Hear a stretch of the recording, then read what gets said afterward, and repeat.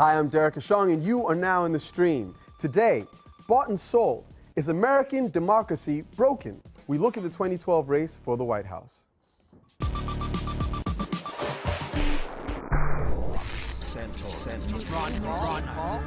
Who's paying for these? The super PAC. Mitt Romney Is responsible for the super PAC. Is responsible for the super PAC. Is brainwashing responsible for this advertising. Responsible for the content of this message. Who are you working for?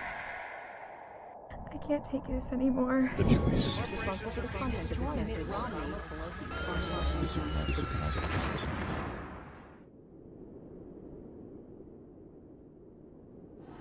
Here he is, the next president of the United States.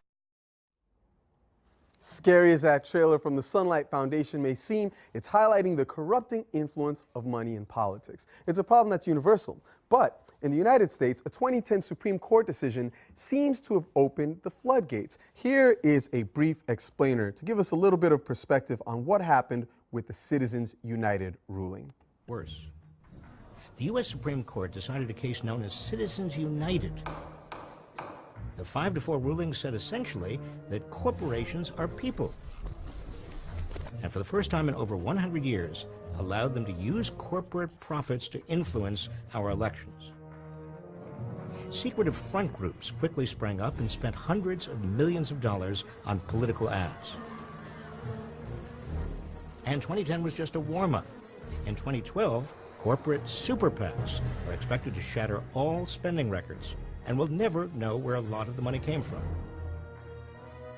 The same big corporations and billionaires that destroyed our economy and caused millions of Americans to lose our jobs and homes are drowning out our voices in elections and taking over our government. But it doesn't.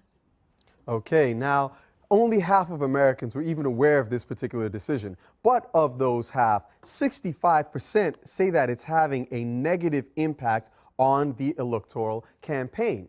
Reports released Tuesday show that President Obama's campaign has more than $80 million on hand presently and about $4.5 million actually in a super PAC of its own. If you look at some of the other candidates, you'll see that Mitt Romney has got about $30 million that's been raised by his super PAC with only $20 million in his actual campaign. Newt Gingrich has $2 million on hand, but he's reportedly been helped by a wealthy couple who gave $10 million to his super PAC. So, what exactly is the super PAC money being used for? Let's take a look at one of the ads that this kind of money has bought.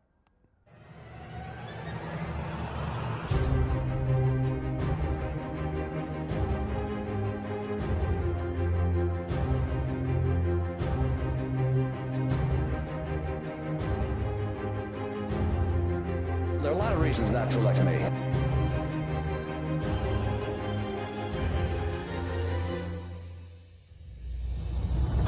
With Medicare, the government says that con artists are draining the lifeblood out of it by filing millions of dollars in phony claims. Did Spain ever do any work with any company which did any work with the government like Medicare? We didn't do Medicaid? any work with the government.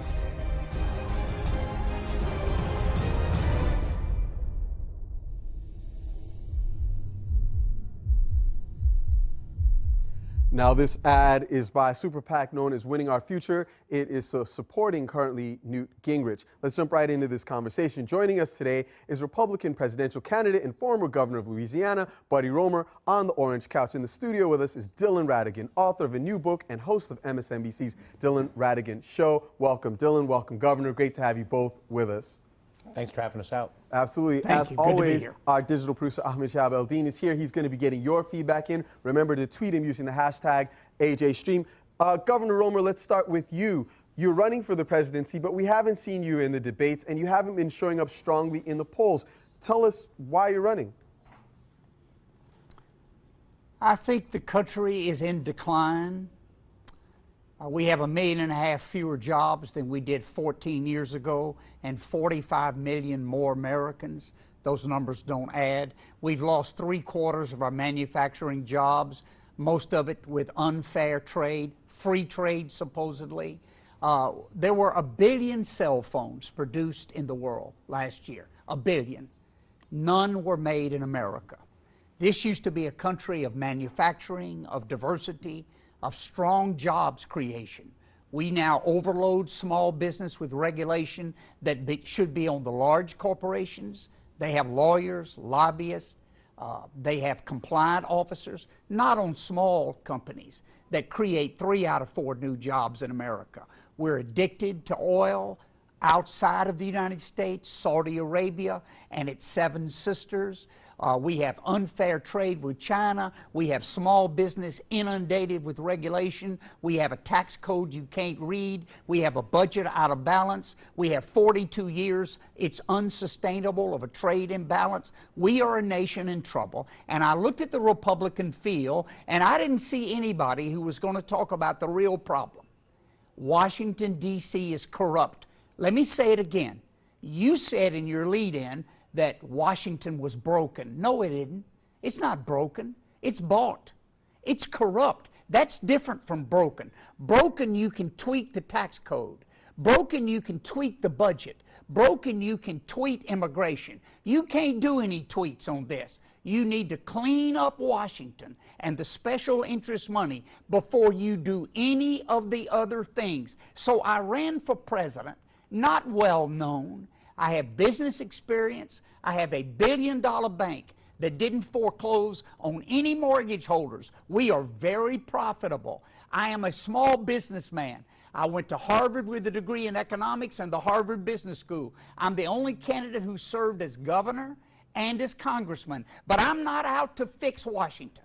I'm out to clean it up. So I decided to take no PAC money, not allow a super PAC to be formed, disclose all the money that I receive, put a limit of $100, and report everything. That's what America should be. Then we can have a debate and fix it. So, that's Governor why Roemer, I'm running. By the way, I'm not well known, but oh, you're increasingly well known. We've been following you. But because I have not been in a single debate. There have been 23 nationally televised debates.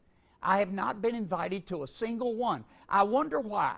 I called early in the process when the debates had 8 and 10 people in them.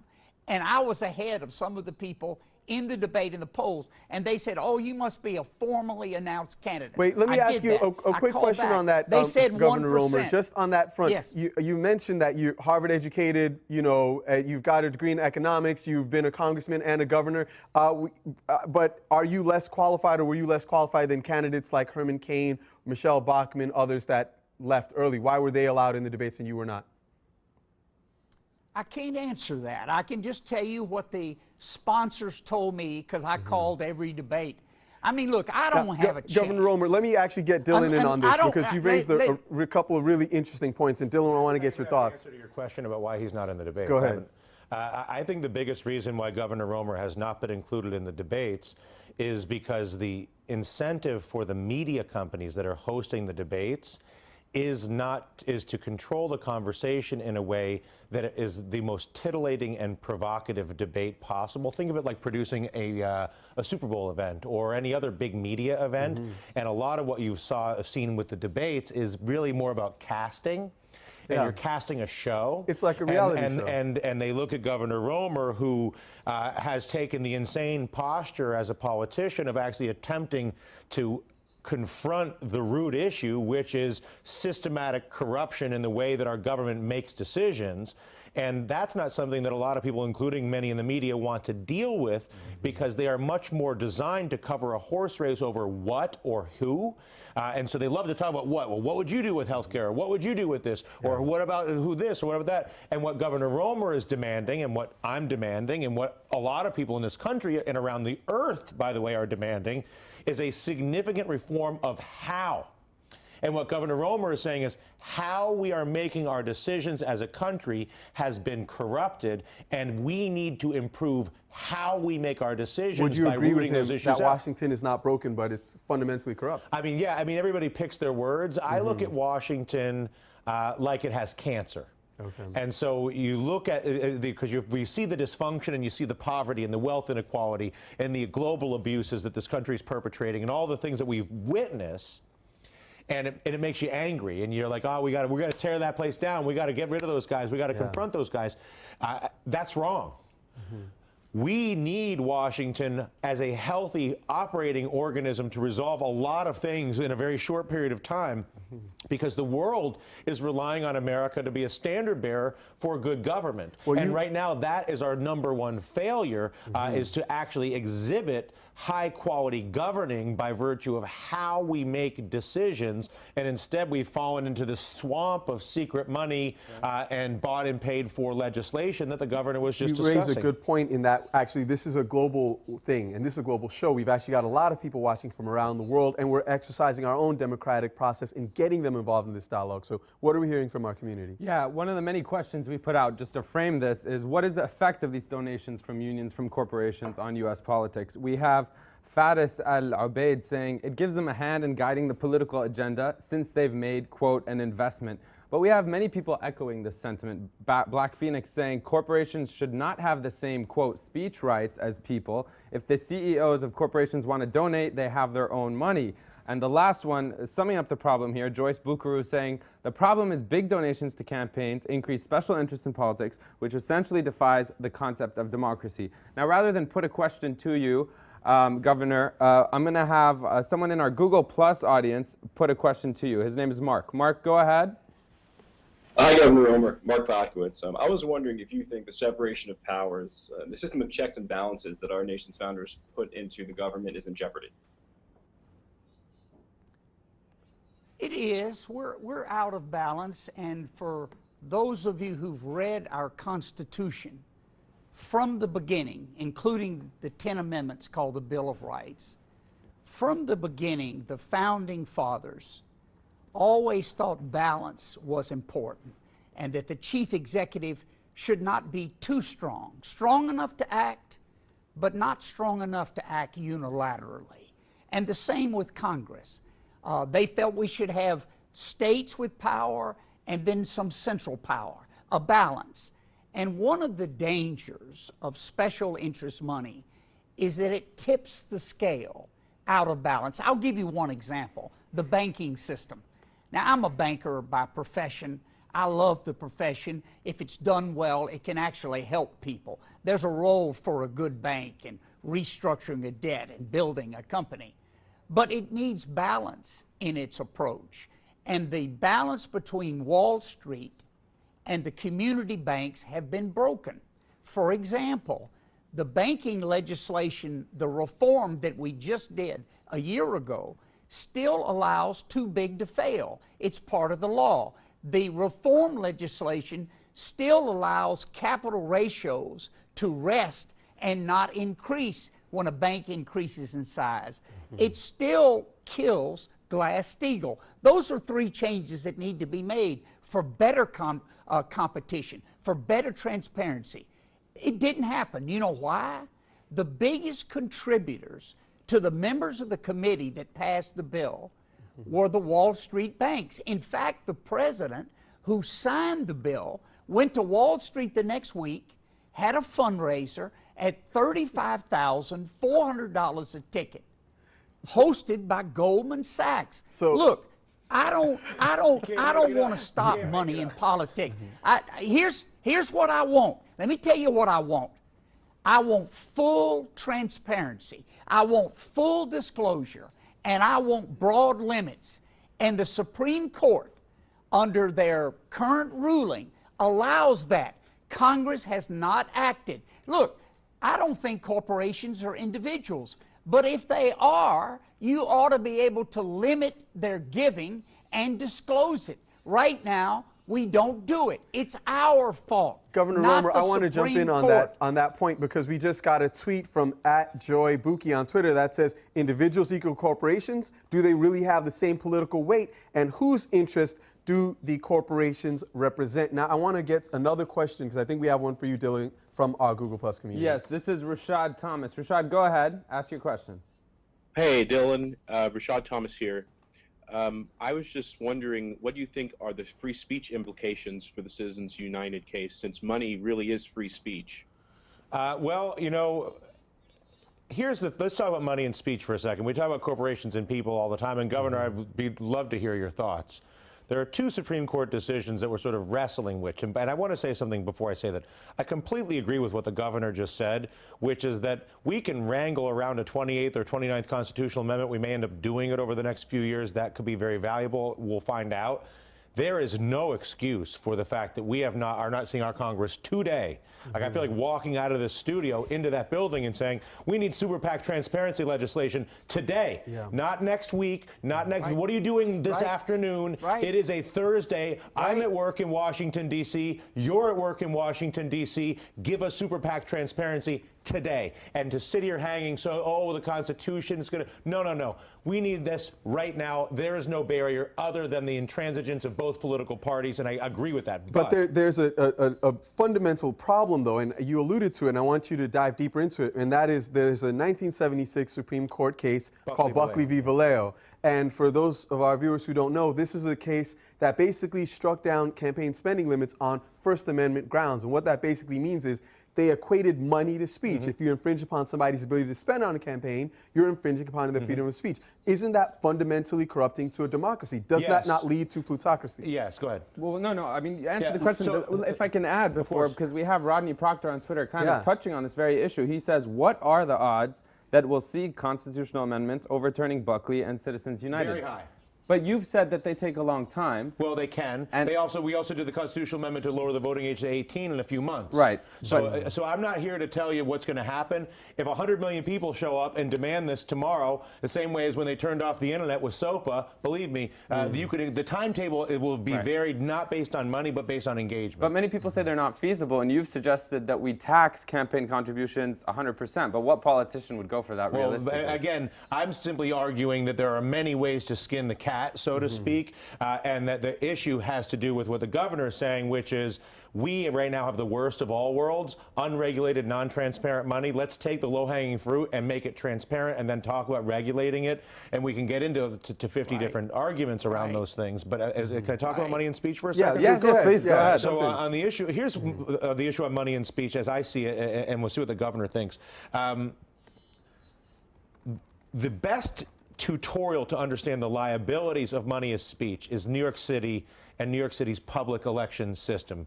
In New York City, it has one of the best public campaign finance apparatus in the country. Citizens United would do nothing to affect that. It doesn't matter. But because money is speech, an independent billionaire, Michael Bloomberg in this case, is able to bypass the campaign finance, not because of Citizens United, but because money is speech, and you can't inhibit Mr. Bloomberg's First Amendment speech rights. Okay? So if you're wondering if money as speech can be used to influence an election, yes, okay? But beyond that, in order to understand whether money is speech and how that happened, you understand, A, what money actually is. Speech is something that are words that come out of human beings' mouths, okay? Speech is not a vaguely defined thing, any more than a person is. I am 100% sure I can identify people and not people. I am also 100% certain I can identify speech. Are you arguing that corporations are not people? Mitt Romney would have your head. When I smell a corporation's fart, then you'll have my attention. So as far as money as speech is concerned, however, money is property. Right. By definition, money is used to acquire property. Money is given to you in exchange for property. It's by definition what money actually is. The only reason money became speech is because the modern media effectively monetized the act of communicating. Right. And so because the act of getting access to a platform like this requires an expenditure of money, and the act of communicating is being conflated with the act of speaking. And so they're saying, I can't inhibit your ability to fund communications as a way of saying that is speaking. But I would argue communicating is, in fact, you use computers, you use radios, you use telephones, is very different than speaking. And so we need to make that distinction so that we have that what you're communicating clarity. is getting a lot of people excited, and we're having a ton more comments coming in online. Especially, Dylan, because you mentioned money, I want to put this question to Governor. Let's actually listen into the question from Google Plus from Mark about money and the earnings of some of our Congress members. Mark? Oh, sorry, forgive me. This is Joe, not Mark. My name is Joe Ledley, and I want to pose a question to Governor Roemer. What does it say about our political system that just less than half of the members of Congress have net worths of close to $1 million, 9 times the median net worth of Americans at large? Governor? It's become, I was in Congress for 8 years. Most candidates have not been in Congress for that long. Most candidates have not been a governor. I have some experience in dealing with the personal net worth and the personal goals of members. Congress has become a favored place. 70% of the time is spent raising money. 20% of the time is spent in taking care of personal finances, either inside knowledge. You see examples all the time. I can remember, I was on the banking committee for 8 years, and looking back, I can see former bankers, former banking committee members who are now working for a bank, regulating the very laws that they had set. I mean, I saw a member of Congress work with the president and kill Glass-Steagall, and then a year later he went to work for UBS, a large bank, and enjoyed the benefits of his action. It's corrupting. When the yardstick is money, the yardstick ought to be passion, purpose, vision, rebuilding. It ought not be party adherence. It ought to not be personal job after service. You know, I'm one of those few members of Congress. Here's how I believe this, that doesn't take his retirement. I'm one of the few governors that doesn't take his retirement. I don't take my health care benefits. It was called public service. That doesn't make me the brightest or the best, but it makes me clean, and it makes me free to lead. And let me say it again, that's what America needs. I don't care whether the next president's Democrat or Republican. I'm a Republican. I hope it's a Republican, but I really don't care. What I want is a president free to lead. Now, and all of on these that front, issues about Governor, money, Governor Roemer, all of these issues are talking at the wrong thing. I want to jump in there because this issue of a president free to lead, it seems that our entire government is shackled by these questions of capital and also lack of visibility. And Dylan, you've written a fascinating book that we've all been reading this week.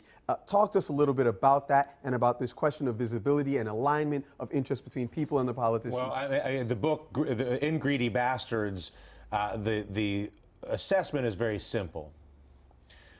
We went from the agricultural era to the industrial era in the late 1800s. It took us 40 years. It was hugely disruptive. There was a big depression. There was a big Reconstruction. We ended up with the robber barons.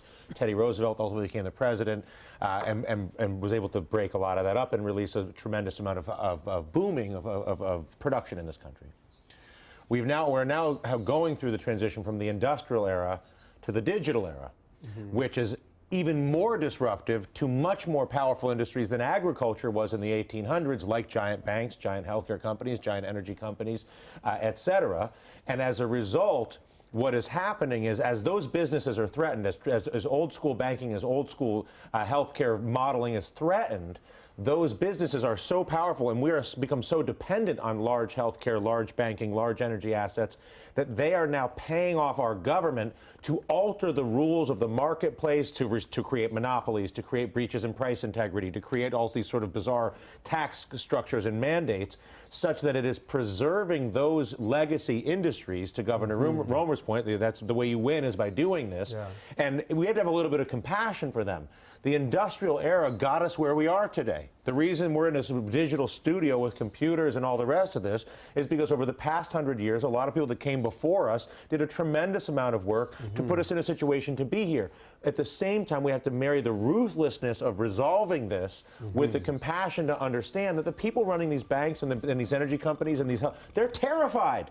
They are terrified, and they're terrified, so they're using their money and power to try to maintain the status quo at all of our expense, and that's what we have to resolve. I want you to hold that thought. I want you to hold that thought because we're going to go to our online community right now at stream.aljazeera.com to continue this conversation and talk specifically about how money is corrupting this system and how it can be changed. Remember, you can always join us using the hashtag AJStream. On Monday, we're going to be talking about how musicians in Russia are looking to change their society. In the meantime, go now to stream.aljazeera.com. Use the hashtag AJStream. Join this conversation.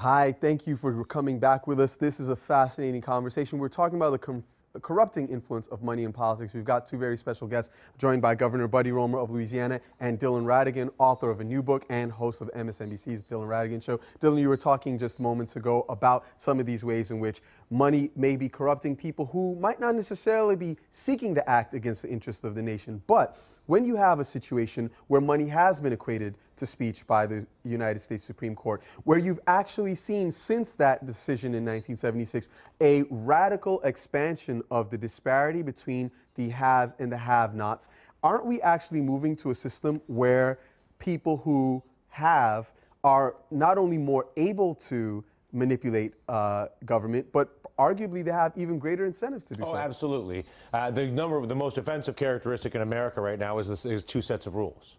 In fact, the most offensive characteristic in any society on earth is two sets of rules. And what has made America has been the assertion and the supposition that, unlike many countries around the world where two sets of rules are taken for granted, with the oligarchs in Russia, with the Saudi princes in Saudi Arabia, with the communist leadership in China, that America has asserted we don't have two sets of rules. And it is that manifestation of the fact that we, in fact, do and are executing two sets of rules that is the most fundamentally betraying. But remember, we are in this big transition. We're into this transition to the digital age and modern problem solving. And as scary as this is for a lot of the incumbent businesses, and as much as it's sort of disappointing to see what we've got to go through, I'm 100% certain we will get super PAC transparency legislation.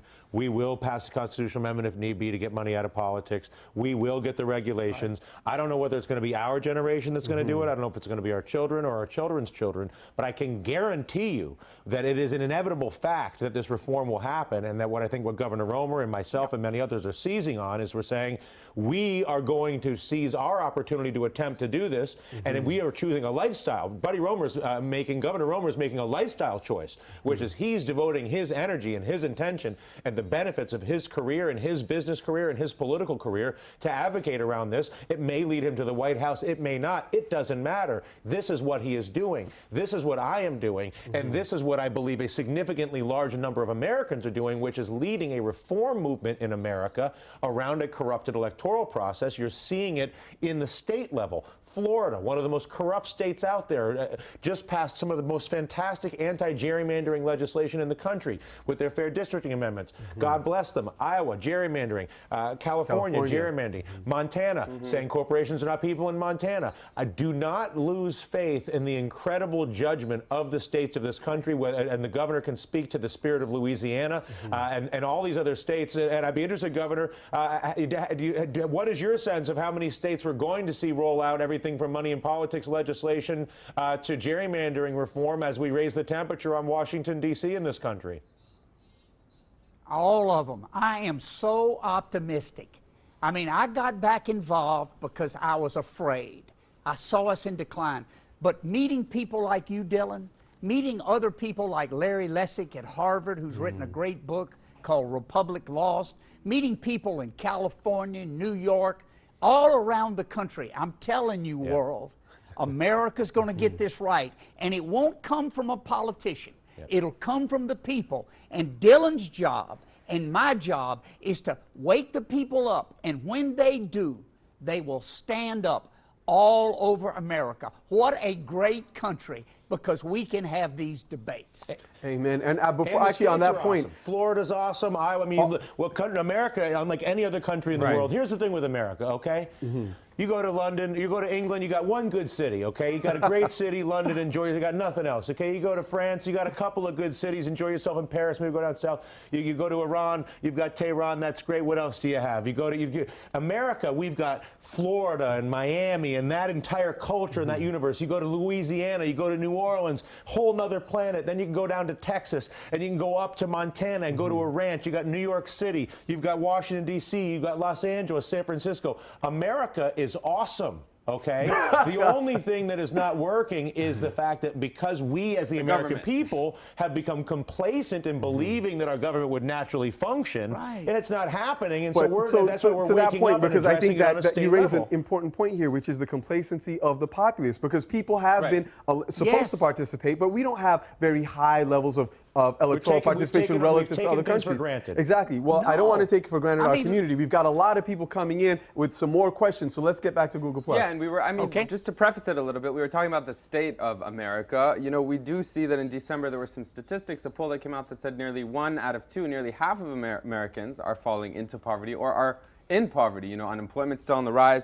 And we have Eva Katrina touching in on this. She says on Twitter, isn't Romney's statement a couple days ago that he's not concerned with the very poor the natural result of all of this corporate lobbying and super PACs? And to take it a step further, Governor, we have with us Graham on Google Plus in our Hangout. Graham, put your question to the governor, please. Hi, this question is about the 2012 campaign so far. Mitt Romney spent more money in Florida than John McCain spent during the entire Republican primary campaign in 2008, and he outspent his opponent Newt Gingrich by a 5-1 margin in Florida. Is there any chance Gingrich can win the nomination if he continues to be outspent by Romney? So he's asking about your rivals, Governor. It's diminished.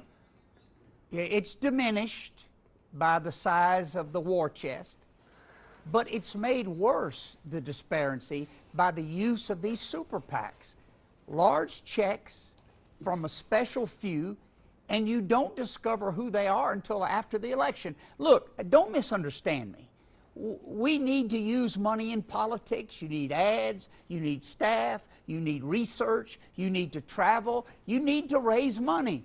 But the public ought to know from whom you raise it and how much. You know, my solution is full disclosure, 48-hour reporting, not 120 days, 48 hours, cut the lobbyist out, limit PACs to individuals, eliminate the super PACs, and make it a criminal penalty. We can do this. And if I could say quickly, I believe in our future. I do like the debate. I do like people who disagree with me and have the courage to get in the arena with me. And by God, we'll go after it. And when we get through, we'll have a better product. 4 things: fast, focused, flexible, and friendly. That's the key in the 21st century. Not size, not Wall Street. Fast, focused, flexible, and friendly. Small business, and most of them don't have any employees, and government treats them like dirt because they don't give any money. I want to come through, dive a little deeper into that point of, you know, small business not maybe getting their fair due, the average citizen not maybe having their voice heard. Governor Roemer is presenting a certain perspective on transparency. Is transparency enough? So long as you have private money able to influence public office, isn't there an inherently corrupting force there? I mentioned earlier in the conversation that doing what we're doing is a lifestyle. There is not a list, there is not a specific thing that you can or will do that will make this go away. So what you have to understand is, so look at England. England said, okay, we're going to get money out of politics. We're going to shorten the election season to 6 weeks. They got the money out. They got the election season to 6 weeks. Guess who's in charge? Rupert Murdoch. Because now the media has all the power because now the money's been taken out. So the key is for all of us, again, to focus on how we solve problems, not what is going to do it. Because if we understand that, okay, we want to trend towards visibility. We want to trend towards checks and balances and accountability to create integrity. We want to ensure that there's free and open choice from an educated electorate. And whatever decision it is, whether it's dealing with gerrymandering, whether it's dealing with money, whatever it is, that we are going to be always fighting that there's always going to be a force against that. There's been that force as long as there's been humans, and there always will be. And that it is for us as a generation and as the people who happen to be on the planet today to take up arms spiritually on the quest to adopt a lifestyle that demands a higher level of visibility, integrity, and applies it. How likely are people willing to do that? willing But you're delusional to think one thing's... They're going to do it. But well, some people are doing it, but you've got a lot of people who are basically going along. The system has been getting worse and worse. The percentage of people that are doing that is shrinking rapidly. And as the pain of the unemployment, the pain of the poverty, the pain of all of the dysfunction in this country continues to elevate, there is nothing better to wake a man or woman up than severe pain. But you and put that is up what the we're dealing example with. in your book of the Roman Empire, and you talked about the fall of Rome, and you made some interesting comparisons between the strengths of Rome and its weaknesses and the present day of the United States. Do you believe that people will feel the pain to such a level that they will be willing to do what it takes to make a difference in what is now becoming a globally competitive world? I believe that for the first time in the history of the world, our ability to connect and communicate with each other by virtue of the silver bullets that is in all of our pockets is an unprecedented and revolutionary development. And so to compare our current situation with the pharaohs in Egypt or the Romans or anybody else, the only reason I am so optimistic and so enthusiastic and work the 18-hour days to do this is because I am certain that we now have the toolkit to do it. And so you can look and see the tutorial of the past, but we have new weapons and new instruments to communicate with that make it much less likely that we have to go to a global war, much less likely that we have to go to a fall of society. Go ahead, Governor. So, Governor, I agree. just I'm briefly, I'm at 3 or 4% of the national polls. I've spent $50,000. How do we do that? Social media. We have 20,000 people follow us on every word. We tweet constantly. I saw a young man in Egypt change a country with a cell phone. We are doing that in America. Watch us. We've just started. Governor Roemer, thank you so much. We're going to end on that point. We really appreciate you being with us and your passion for this. Dylan Radigan, thank you once more for being with us as well. Encourage people to check out your book. It's really powerful Thank stuff. you very much. The book, once again, Greedy Bastards. They don't seem to like to say it around here for some reason. I don't know why. But if you're looking to get a little something out of your system, feel free. It's called Greedy Bastards. Well, and we know that they live worldwide, so I'm sure you can all find something for you in that text. Ahmed, thank you. Great job getting everyone involved. This conversation is not going to stop here. Join us online. Use the hashtag AJStream to be a part of this conversation. We'll revisit it another time. Thank you for being with us. As always, we will see you online.